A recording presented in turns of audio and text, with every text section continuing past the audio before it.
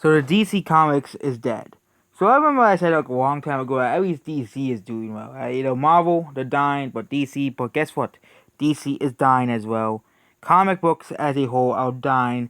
Maybe it's just a death. Maybe there's people that's not reading books anymore, because I can understand that. But you know, we all know the movies will still be alive. We all know the you know. But again, this is the age of superhero movies. Comic books actually should be doing well. Okay, the majority of the staff in the streaming DC universe has been laid out. As an editor of T, Bob Horas and multiple other execs on the publishing side. Monday's Warner Media layoffs have affected a significant number of high-level figures in the comic powerhouse DC. More sources of Hollywood reports. Those among those who have been losing are Bob Harris, Senior of Publishing Strategy and Support Services, Hank Furness, VP of Marketing and Creative Services, Jonah Warren, and Hank Canales, VP of Marketing and Creative Services. And you have a lot of other people who have been removed as well. Roughly one-fourth of DC's editorial ratings are being laid off, according to sources. And said the majority of staff in the streaming service DC Universe has been laid off, a move widely expected by Warner Media's shift to focus its new streaming service on HBO Max. DC Universe was in their aid as the AT&T merger happened. DC Universe launched in May 2018 as home to live-action series Doom Patrol, Titans, and Stargirl.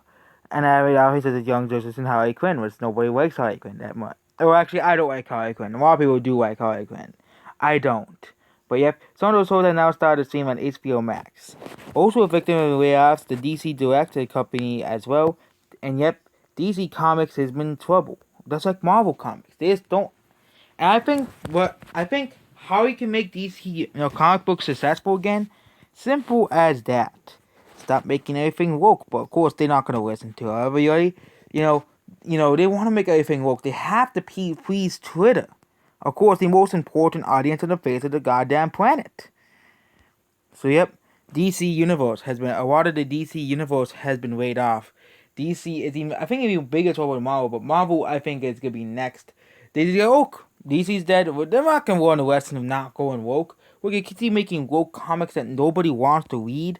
Okay, nobody wants to read a comic book, about Miss Marvel, for example. Nobody wants to read any comic book about other weird stuff that nobody wants.